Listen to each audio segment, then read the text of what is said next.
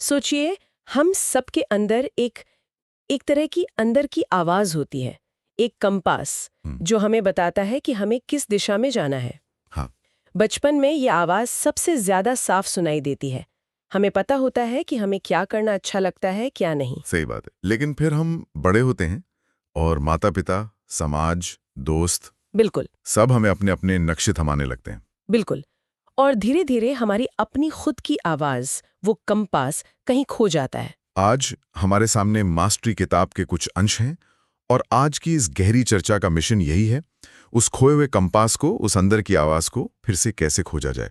और ये सिर्फ कोई मतलब दार्शनिक विचार नहीं है, हम्म। ये एक व्यवहारिक प्रक्रिया है। हम्म। स्रोत हमें बताते हैं कि ये क्या है, क्यों है और सबसे जरूरी कैसे किया जा सकता है। ठीक है, तो चलिए इसे परत दर परत समझते हैं। और इस अंदर की आवाज को समझने के लिए मुझे लगता है सबसे अच्छा उदाहरण है लियोनार्डो दा विंची। बिल्कुल। उनकी कहानी शुरू होती है 1519 से। वो अपने आखिरी दिनों में थे और अपनी पूरी जिंदगी को पलट कर देख रहे थे। और वो हमेशा एक सवाल से घिरे रहते थे, है ना, कि प्रकृति में ऐसी कौन सी ताकत है जो हर चीज को बढ़ने और बदलने के लिए प्रेरित करती है। हाँ, और अब आखिरी में वो यही सवाल खुद से पूछ रहे थे कि मेरे अंदर वो कौन सी ताकत थी जिसने मुझे लियोनार्डो बनाया। और जब उन्होंने पीछे मुड़कर देखा तो उनके बचपन में एक एक बड़ी चुनौती थी। उनके माता पिता की शादी नहीं हुई थी। और उस जमाने में इसका मतलब था कि उन्हें यूनिवर्सिटी जाने का मौका नहीं मिलेगा। उन्हें ज्यादातर अकेला छोड़ दिया जाता था। तो वो क्या करते? बस प्रकृति में घूमते रहते, जंगलों, झरनों, फूलों को देखते और घंटों तक उनके स्केच बनाते। और यही चीज जो एक मतलब अभिशाप लग सकती है, उनके लिए सबसे बड़ा वरदान बन गई। कोई टीचर नहीं, कोई तय सिलेबस नहीं। उन्हें दुनिया को अपनी नजरों से देखने की पूरी आजादी मिली। एकदम। और इसी आजादी के बीच उन्हें पहली झलक मिली। एक दिन वो एक आयरिस के फूल का स्केच बना रहे थे और अचानक उनके दिमाग में आया कि वो कौन सी शक्ति है जो एक छोटे से बीज को इतने खूबसूरत फूल में बदल देती है। हाँ, और ये सवाल उनके दिमाग में अटक गया। और जब वो विरोचों की मशहूर आर्ट वर्कशॉप में काम करने लगे तो यही सवाल उनके हर काम में दिखने लगा। मतलब सिर्फ नकल करने के बजाय वो हर काम को अपना बना रहे थे। बिल्कुल। जैसे उन्हें एक पेंटिंग में देवदूत बनाने को कहा गया तो उन्होंने सिर्फ कल्पना से नहीं बनाया, उन्होंने असली इंसानों को प्रार्थना करते हुए देखा ताकि चेहरे पर सही भाव ला सके। पक्षियों के पंखों की बनावट को समझा ताकि पंख असली लगे। और फूलों की स्टडी की ताकि वो वैज्ञानिक रूप से सटीक हों। उनका दिमाग सिर्फ कला नहीं बना रहा था, वो हर चीज के सार को समझने की कोशिश कर रहा था। लेकिन रास्ता हमेशा सीधा नहीं होता। 1481 में उन्हें एक बड़ा झटका लगा। हाँ, जब पोप ने वेटिकन के सिस्टीन चैपल को सजाने के लिए फ्लोरेंस के सभी बड़े कलाकारों को रोम बुलाया, लेकिन लियोनार्डो को नहीं बुलाया। ये उनके लिए बहुत बड़ा अपमान था। और देखिए, यही कहानी में एक दिलचस्प मोड़ आता है। ये जो अस्वीकृति थी, ये अपमान उन्हें एक नई राह पर ले गया। मतलब अगर उन्हें रोम बुला लिया जाता तो शायद वो भी दूसरे कलाकारों की तरह धार्मिक पेंटिंग्स ही बनाते रहते। शायद। लेकिन इस झटके ने उन्हें फ्लोरेंस छोड़कर मिलान जाने पर मजबूर कर दिया। और वहां उन्होंने खुद को सिर्फ एक कलाकार नहीं, बल्कि एक इंजीनियर, एक वास्तुकार, एक आविष्कारक के रूप में फिर से गढ़ा। और मिलान में उन्हें अपनी जिंदगी की सबसे बड़ी चुनौती मिली। हाँ, ड्यूक स्फोर्जा के पिता की एक विशाल घुड़सवार मूर्ति बनाने का काम, पूरी तरह कांसे से। लियोनार्डो ने सालों लगाकर घोड़े की शारीरिक रचना को समझा और एक 24 फुट ऊंचा मिट्टी का मॉडल तैयार किया। 24 फुट! वो इतना शानदार था कि सब हैरान रह गए। लेकिन किस्मत देखिए, युद्ध छिड़ गया और मूर्ति के लिए जमा किया गया सारा कांसा तोपे बनाने में इस्तेमाल हो गया। वो मूर्ति कभी नहीं बन पाई। यहां तक कि उनके विरोधी माइकल एंजेलो ने भी उनका मजाक उड़ाया। ये तो दिल तोड़ने वाली बात है। किसी और के लिए होती, लेकिन लियोनार्डो के लिए असफलता का कोई मतलब ही नहीं था। किताब का तर्क यह है कि उन्हें अंतिम उत्पाद से ज्यादा बनाने की प्रक्रिया में मजा आता था, खोज करने में। हाँ, वो मूर्ति कभी नहीं बनी, लेकिन उस प्रक्रिया में उन्होंने जो कुछ भी सीखा वो उनके दूसरे आविष्कारों में काम आया। मतलब उनके लिए सफर ही मंजिल थी। तो लियोनार्डो ने हमें दिखाया कि ये अंदर की आवाज, ये नक्शा कैसा दिखता है। पर सवाल ये है कि क्या ये सिर्फ लियोनार्डो जैसे जीनियस लोगों के पास होता है या हम सब में ये आवाज होती है? किताब इस पर जोर देती है कि ये हम सब में होती है और इसे खोजने के सुराग हमारे बचपन में छिपे होते हैं। जैसे अल्बर्ट आइंस्टाइन। उन्हें याद था कि जब वो 5 साल के थे, उनके पिता ने उन्हें एक कंपास दिया था। वो ये देखकर हैरान रह गए थे कि कोई अंधे की ताकत सुई को हमेशा उत्तर की ओर घुमा रही थी। और उनका पूरा जीवन ब्रह्मांड की इन्हीं अनदेखी ताकतों को समझने में गुजर गया। एकदम। या मैरी क्यूरी, जब वो सिर्फ 4 साल की थीं, तो अपने पिता की लैब में रखे कांच के उपकरणों को देखकर मोहित हो जाती थी। वो कल्पना करती थीं कि वो उनसे कुछ कर रही हैं। हाँ। या फिर जैज संगीतकार जॉन कोल्ट्रेन, जब उन्होंने पहली बार चार्ली पार्कर को सैक्सोफोन बजाते हुए सुना, तो उन्हें लगा कि उन्हें अपनी भावनाओं को व्यक्त करने का जरिया मिल गया। तो ये सिर्फ बचपन के शौक नहीं है। नहीं, स्रोत कहते हैं कि ये अनुभव हमारे सोचने या बोलने की क्षमता विकसित होने से भी पहले के होते हैं। ये गहरी भावनात्मक प्रतिक्रियाएं हैं जिन पर समाज के दबाव का कोई असर नहीं होता। बिल्कुल। ये हमारी बनावट का, हमारे डीएनए का सबसे शुद्ध प्रतिबिंब है। इसीलिए मास्टरी की ओर पहला कदम है अपने बचपन की उन आवाजों को फिर से सुनना। तो अगर ये आवाज इतनी साफ और शक्तिशाली है, तो हम इसे सुनना बंद क्यों कर देते हैं?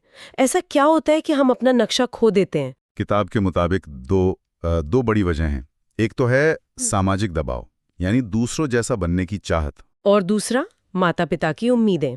हाँ, जो अक्सर हमारे रास्ते को हमसे ज्यादा बेहतर जानने का दावा करते हैं। और इसका सबसे सटीक उदाहरण है वोल्फगैंग अमाडेस मोजार्ट की कहानी। हाँ, वो बचपन से ही एक असाधारण प्रतिभा थे। बिल्कुल। उनके पिता, जो खुद एक संगीतकार थे, ने उनकी प्रतिभा को पहचाना और उन्हें पूरे यूरोप के शाही दरबारों में घुमाया। मोजार्ट एक स्टार बन गए। लेकिन पूरा नियंत्रण उनके पिता के हाथ में था। वो मोजार्ट को बताते थे कि कैसा संगीत बनाना है, ऐसा संगीत जो राजाओं रानियों को पसंद आए और जिससे परिवार को पैसा मिले। हाँ, ये झूठे रास्ते पर चलने का एक क्लासिक मामला है। वो कर रहे थे जो उनके पिता चाहते थे, न कि वो जो उनके अंदर से आ रहा था। और जैसे जैसे मोजार्ट बड़े हुए, उन्हें एक अंदरूनी बेचैनी महसूस होने लगी। उन्हें एहसास हुआ कि सिर्फ पियानो बजाने में उन्हें वो खुशी नहीं मिलती जो ओपेरा लिखने में मिलती है, जहां वो कहानियों, किरदारों और संगीत को एक साथ बुन सकते थे। यही उनकी असली आवाज थी।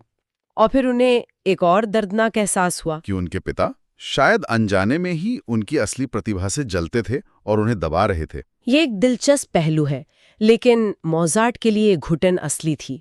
और आखिरकार 1781 में उन्होंने एक बहुत बड़ा और साहसी कदम उठाया। उन्होंने अपने पिता के हुक्म के खिलाफ वियना में ही रुकने का फैसला कर लिया। एक तरह का विद्रोह। हाँ, उनके पिता ने उन्हें कभी माफ नहीं किया, लेकिन इस विद्रोह ने मोजार्ट को आजाद कर दिया। और इसी आजादी के बाद उन्होंने अपने सबसे महान ओपेरा लिखे हैं। ये कहानी झूठे रास्ते के खतरे को दिखाती है ना? बिल्कुल। और ये आज भी उतनी ही सच है। सोचिए, कितने ही लोग आज भी वो करियर चुनते हैं जिसमें ज्यादा पैसा है, जबकि उनका दिल किसी और चीज में लगा होता है। तो अपनी अंदर की आवाज को पहचानना और गलत रास्ते से हटना सिर्फ पहली मंजिल है, लेकिन असली चुनौती तो तब शुरू होती है जब आप उस रास्ते पर चलना शुरू करते हैं और पाते हैं कि रास्ता खुद बदल रहा है। सही बात है। आज की तेजी से बदलती दुनिया में आप अपनी दिशा कैसे बनाए रखते हैं? हाँ, तब यहाँ किताब अनुकूलन यानी अडैप्ट करने और अपनी एक खास जगह बनाने पर जोर देती है। खास जगह या नीश का मतलब है एक ऐसा कोना ढूंढना जहां आपके जैसा कोई और ना हो। और इसे करने के भी अलग अलग तरीके हैं। हाँ, एक तरीका है न्यूरो साइंटिस्ट वीएस रामाचंद्रन का। उन्होंने एक बड़े मैदान यानी मेडिकल की पढ़ाई से शुरुआत की। फिर वो एक छोटी गली यानी आंखों के विज्ञान में गए। और फिर उस गली के अंदर एक और छोटी गली यानी दिमागी विकारों में घुस गए। बिल्कुल। उन्होंने अपना रास्ता इतना संकरा कर लिया कि वो एक ऐसी जगह पहुंच गए जहां वो दुनिया के अकेले एक्सपर्ट थे। और दूसरा तरीका क्या है? दूसरा तरीका है योकी मात्सुआका का। उन्होंने एक क्षेत्र रोबोटिक्स में महारत हासिल की। फिर उन्होंने एक बिल्कुल अलग क्षेत्र न्यूरोसाइंस सीखा। और फिर दोनों को मिला दिया। हाँ, और एक बिल्कुल नया मैदान बना दिया, न्यूरोबॉटिक्स।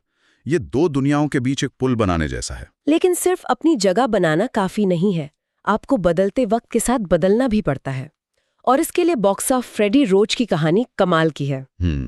फ्रेडी एक बहुत अच्छे बॉक्सर थे, लेकिन चोटों की वजह से उन्हें अपना करियर जल्दी खत्म करना पड़ा। वो टूट गए। उन्होंने टेलीमार्केटिंग में काम किया, लेकिन उनका दिल बॉक्सिंग में ही था।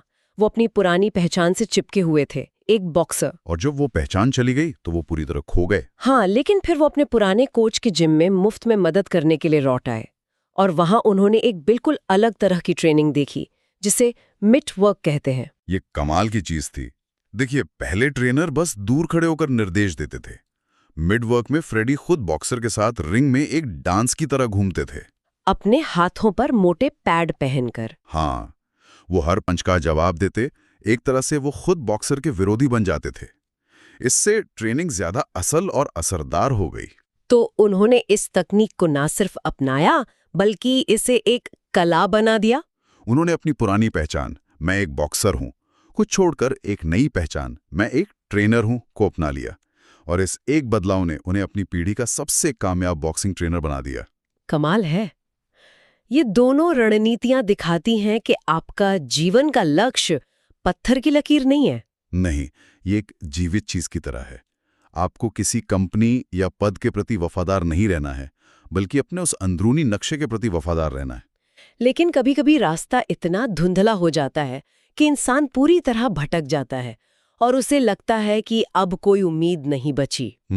यहाँ पर आविष्कारक बकमिंस्टर फुलर की कहानी हमें मतलब हिलाकर रख देती है। फुलर एक जीनियस थे, लेकिन दुनिया उन्हें समझ नहीं पाती थी। उन्हें हार्वर्ड यूनिवर्सिटी से 2 बार निकाला गया।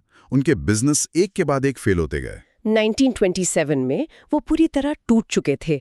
उन्हें लगा कि वो एक नाकारा इंसान है और उन्होंने मिशिगन झील के किनारे खड़े होकर अपनी जान देने का फैसला कर लिया। और ठीक उसी पल जब वो पानी में कूदने वाले थे, उन्हें एक बहुत साफ आवाज सुनाई दी।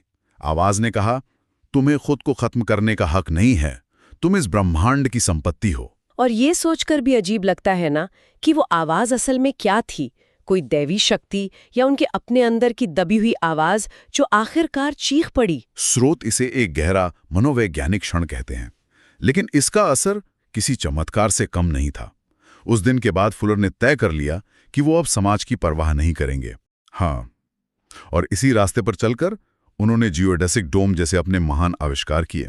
ये एक चरम उदाहरण है, लेकिन ये बताता है कि अपने असली रास्ते से भटकने का दर्द बहुत गहरा होता है। लेकिन एक सवाल और उठता है।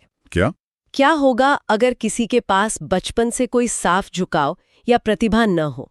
क्या होगा अगर किसी को सिर्फ अपनी कमियां ही नजर आती हों? बहुत अच्छा सवाल है, और इसका जवाब किताब टेम्पल ग्रैंडिन की कहानी से देती है। टेम्पल को बचपन में ऑटिज्म का पता चला था और डॉक्टरों ने कहा था कि वो कभी सामान्य जीवन नहीं जी पाएंगी। हाँ, वो शब्दों में नहीं बल्कि तस्वीरों में सोचती थी। लोगों से बात करना उनके लिए बहुत मुश्किल था। उनकी स्थिति ऐसी थी जहां कोई अंदर की आवाज या महान झुकाव की बात नहीं कर सकता था। सिर्फ बाधाएं थीं, कोई नक्शा नहीं था। बिल्कुल, लेकिन उन्होंने अपनी कमियों पर ध्यान देने के बजाय उन छोटी छोटी चीजों पर ध्यान दिया जो वो कर सकती थी। जैसे उन्हें जानवरों के साथ एक अजीब सा जुड़ाव महसूस होता था और वो अपने हाथों से चीजें बनाने में अच्छी थी। बस यही 2 चीजें थीं। और उन्होंने इन्हीं छोटी ताकतों को विकसित करना शुरू किया, कदम दर कदम। और इसी रास्ते ने उन्हें उनके जीवन के मकसद तक पहुंचाया, जानवरों के लिए मानवीय प्रबंधन प्रणालियां डिजाइन करना। उन्होंने अपनी कथित कमी को ही अपनी सबसे बड़ी ताकत बना लिया। उनकी कहानी दिखाती है कि ये शक्ति हम सभी के लिए है, चाहे हमारी शुरुआत कहीं से भी हुई हो। हाँ, ये सिर्फ प्रतिभाशाली लोगों के लिए नहीं है, ये अपनी छोटी छोटी ताकतों को पहचानने और वहीं से अपना रास्ता बनाने के बारे में है। तो आज की इस चर्चा को अगर समेटें तो हमने खोए हुए नक्शे को खोजने की कोशिश की है। हमने लियोनार्डो से सीखा कि ये नक्शा कैसा दिखता है, बचपन की यादों से जाना कि इसके सुराग कहाँ मिल सकते हैं, मोजार्ट की कहानी से समझा कि गलत नक्शे पर चलने का खतरा क्या है, और फ्रेडी रोच से सीखा कि बदलते वक्त के साथ नक्शे को दोबारा कैसे बनाया जाए। आखिर में ये सिर्फ करियर के बारे में नहीं है, ये एक प्रामाणिक, एक सच्ची जिंदगी जीने के बारे में है। जैसा कि प्राचीन यूनानी कवि पिंडार ने लिखा था, तुम जो हो वो बनकर दिखाओ, ये सीखकर कि तुम कौन हो। और ये बात हमारे समय के लिए शायद सबसे ज्यादा जरूरी है। पुराने जमाने में धर्म लोगों को जीवन का एक बड़ा मकसद देता था। आज की इस भागम भाग भरी दुनिया में अपने अंदर के इस नक्शे को खोजना और उस पर चलना, वही खालीपन भर सकता है। ये हमारे जीवन को एक दिशा और एक अर्थ दे सकता है। तो ये स्रोत हमें अपने अंदर की आवाज को खोजने के लिए प्रेरित करते हैं, लगभग एक आध्यात्मिक खोज की तरह। लेकिन एक सवाल है जो सोचने पर मजबूर करता है। अगर ये व्यक्तिगत नियति या अंदर का नक्शा आधुनिक जीवन की व्यवहारिक वास्तविकताओं, परिवार की जिम्मेदारियों, पैसे की जरूरत और समाज के दबाव से टकराता है, तो कोई इस व्यक्तिगत खोज और बाहरी दुनिया की मांगों के बीच संतुलन कैसे बना सकता है?